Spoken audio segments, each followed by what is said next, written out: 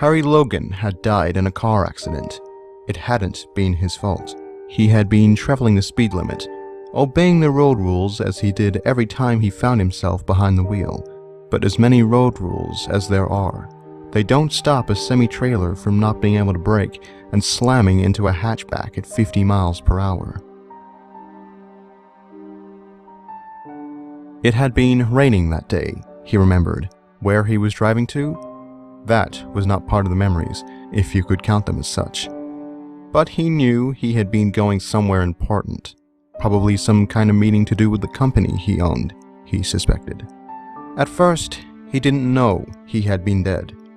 He thought that everything was alright. He checked himself over, no cuts, no bruises. But as he moved to try and get out of the car, his body hadn't moved with him. He supposed he shouldn't have been surprised, given all the stories he had heard about people becoming ghosts when they had died, only moving on to the afterlife when they had worked through whatever was holding them back on Earth. But seeing himself slumped forward in that chair, his head staring down at the seat, was one of the most terrifying and weird things he had ever felt. He hadn't come to terms with it at first, and had even gone as far as to make his way out of the car, finding that he couldn't open the door, but the front screen window had been broken. After climbing out, he had checked if the truck driver was okay. He seemed to be in shock, but no major injuries. After, he had looked at his body again, sitting there in the chair. He stared at it until the ambulance came, stared at it as the paramedics checked his pulse and found there was none, and he stared at it as they carried his body into the van all the way back to the hospital. It was only when the doctors put the body in the bag that he realized he was truly dead, and now he would be a ghost forever unless he found out what was keeping him on the earth. But what was that thing? He didn't have a clue. He figured that since he had no wife or children, and his parents had died long before the crash, that the unfinished business would be simple, such as he left the gas stove on in his house, or he needed to answer some emails to do with the company. Maybe he had to transfer his massive fortune to some of the children in need, although he didn't think he could use the bank's services in the condition he was in. In hindsight, he knew they were absolutely ridiculous thoughts. Here was his afterlife, and he wouldn't be let in because of a piece of unfinished business to do with money? He couldn't believe that, and wouldn't. So, time went on, and as he wandered through the streets, he started to come to think that maybe there wasn't an afterlife after all. He would not be transported to some heavenly place upon completing a goal. His fate would be to simply stay here until the end of eternity. Although if that was the case, how come he didn't see any other spirits walking around? The amount of people that died every single minute of every single day, he thought there would be at least one person who was also a ghost. Somebody he could talk to pass the time, to cure the boredom of the days. But there was no one. It seemed that he was alone. All of that was a month ago. He had been wandering the streets of the city as a lonely soul for close to 32 days now. Not that he was keeping count. It was the lonely night of February 5th, and Harry had taken to going to the place where he usually made a journey to every once in a while. A park, overlooking a block of apartment buildings. He had discovered it in his first week of being dead. He wasn't sure why he liked the place. He supposed it gave him the opportunity to see people returning home, having a smile on their face as the doorman permitted them entry into the building. He couldn't return home, but seeing other people fulfilling the wish he had made him happy. In a way, he could imagine himself as a real person again, coming and going and talking whenever he pleased. He enjoyed that feeling. So he traveled to the park and sat there whenever he could. He had come to regret his life as a rich person. He hadn't been the nicest guy in the history of the world, and he supposed that now he wanted to be and couldn't. He sat in the chair, looking across at the building and the people, wishing he could change the past and his life. He wanted to go back in time before he had the crash and never leave his home, become a better person in general. Then, he saw her. She wasn't that much different to the other people in the crowd. Nothing in particular made her seem unmistaken from the other people walking down the sidewalk. She had simply caught his eye, and he had watched her as she made her way down towards the apartment building. He had lingered his gaze on her. She looked as though she was new to the area. He hadn't visited in a week or so, so maybe she had moved in that time. Whatever the reason was, he watched her anyway. She was beautiful. That much he could say. The thick brown hair that ran down to her shoulders, the blue polka-dotted dress she wore, and the black boots that came up to her knees. If he had been alive, he would have surely gone up to her to have a conversation, possibly to try and get her number. But he settled for watching her now. After all, being a ghost, he couldn't really do much in terms of contact with the living.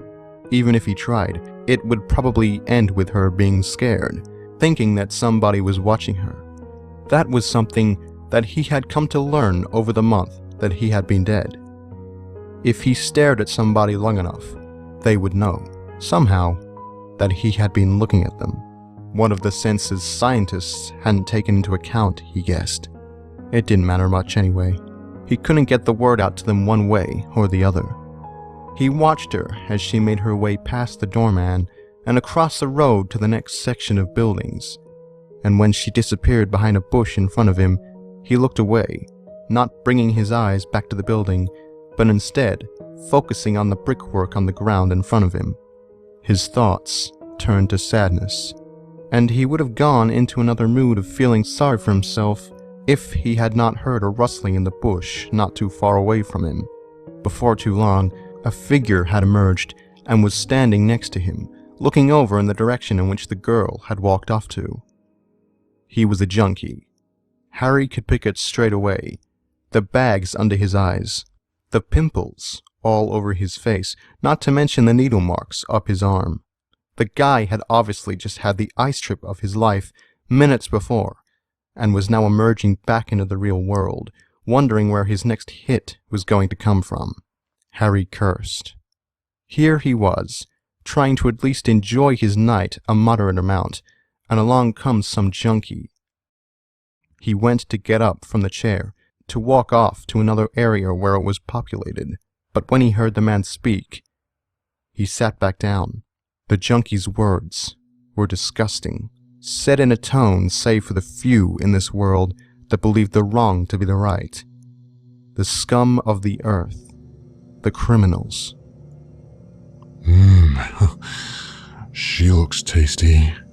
Harry followed his eyes, standing up to get a clearer view of what he had been referring to. His heart sank as what he thought it might have been was confirmed. The junkie was talking about the brunette he had seen past the building only half a minute before. What was this pathetic excuse for a human being going to do to her? The way he spoke, Harry knew he certainly wasn't going to approach her as a gentleman, ask her out for dinner, and bring flowers on the first date. His intentions would be far more sinister. Intentions that would make whoever her parents were want to kill this man if he ever went through with them. What do you say? Why don't we give her a little surprise? The junkie looked to the left of him as he said this, and for a moment, Harry thought that maybe another man would emerge from the bush, looking just as bad and having the same intentions. But as the man spoke again, saying, Really? Well, we might have to try that out as well. He realized that there would be no other person. The junkie was more than just your normal criminal. He was schizophrenic. Come on in. Let's go get our prize. After those words, the man took off, walking towards the brunette. Harry watched him. He walked out of the park first, then crossed the sidewalk, walking past the doorman and across the road. Harry immediately followed him. He didn't know what he could do to save this girl, but he couldn't let this man go through with whatever he was planning. He couldn't overhear something like that and ignore it, there was no way. He needed to think of a way to save her, and he needed to think of it fast. It wasn't long before the junkie had closed the gap between the brunette and himself. By the time they had walked 2 blocks, he was close, walking 4 or 5 meters behind her.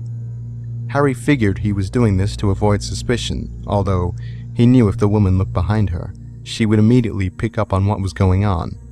Having nobody around but a guy that looked like shit that close behind, her brain would figure out that his intentions were not good. He hoped she would turn around. He wanted her to run, to sprint away to the nearest populated area, be safe from this creep. But she didn't. She just kept on walking, oblivious to what was happening. Harry knew the man would make his move soon. He would wait for an alley to come up, jump on the girl, and drag her into it. What could he do? Use an object on the junkie? Something like a 2x4? He didn't know, and he knew he was running out of time to decide. He had never tried picking up anything as a ghost before. He supposed it never occurred to him that something like that would even be possible. He couldn't talk with other people that were alive.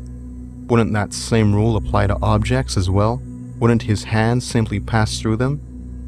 He thought that if the girl was attacked, which would be soon if he didn't do something, it would well be worth exploring the possibility. He didn't get far enough to decide whether to try it or not. The junkie was on the girl in an instant, running up behind and wrapping his arms around her body, beginning to drag her sideways. Just as Harry had feared, the buildings had had space between them, causing an alleyway to be formed, and as soon as the man had seen this coming up, he had decided to put the plan into action. The girl had tried to scream out, but she was soon muffled as the junkie placed his hand over her mouth. At the same time, he leant forward and whispered into her ear. "We're going to have so much fun with you." The creepiness in the way he had said those words made Harry's skin crawl. He could only imagine what the girl must be feeling at that moment. The junkie dragged her further into the alleyway, and Harry knew he had to stop this right now. He couldn't let this go on any longer. He needed to find out if he could interact with real-life objects and take this guy down. Following both the girl and the junkie into the alleyway, he looked around for a potential weapon he could use to strike the man. Seconds later, he ran past the two, seeing a nearby piece of metal leaning against the dumpster. He went to pick it up, but his hand passed right through it. No, he thought, trying once again. I need to help her.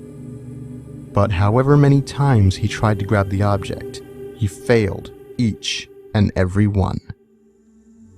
He could hear the junkie behind him now, trying to pin the woman down. She was still trying to scream, but it was to no avail. The man's hand was still over her mouth. Harry reached for the metal again. I need to save her. I need to do something. He regretted things from when he was alive, not taking certain paths, being nothing but a foul man. Harry Logan had been the type of rich man to get whatever he wanted, whenever he wanted it. He had crushed people in his path to get there, and had turned away countless others. But he regretted it all now. He had died suddenly, and realized that everything he had done had been a mistake. That was the reason he sat there looking at the living people, not only because he was lonely, but because he regretted not doing more to help when he was alive. He had had the money to donate to charities, to make the world a better place. But instead, what did he do? He kept it all in that bank vault, only spending it to buy things that he wanted. He had been a selfish man, and that hadn't hit him harder than on that fateful day when the truck had hit his car. Staring at his corpse, watching the ambulance work on it, he had realized he should have been a better man with the time he had.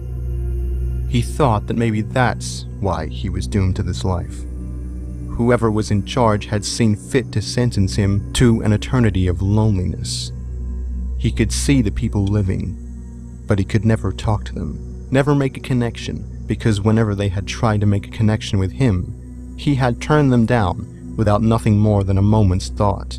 He didn't even look them in the eye when he had been talking to them. But now, in this moment, at this time, he had somewhat of a chance to regain at least some of his humanity, to make things right, even if it was only a small step along the path.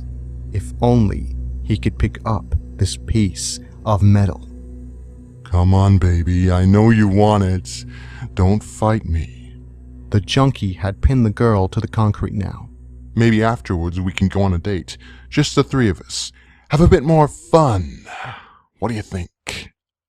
The response from the woman was nothing more than a desperate scream through his hand. No? Well, that's okay, baby. You're not my type anyway. I guess a one-night stand will have to do in this case. That was the last straw. He couldn't let this happen to the woman. There was no way. Turning back around to face the metal, he concentrated on picking it up. It didn't matter that he was a ghost. He would be able to pick this thing up like he was any normal human being. Reaching forward, he wrapped his hand around the object and felt it beneath his fingers. He did it. He didn't know how, but somehow he had. There wasn't time to analyze how he had accomplished it now. He turned towards the junkie, walked up, and smashed the piece of metal against his back. The man let out a scream of pain and fell off the woman. Why you? His words stopped as he turned to find nobody there, but simply a floating piece of metal.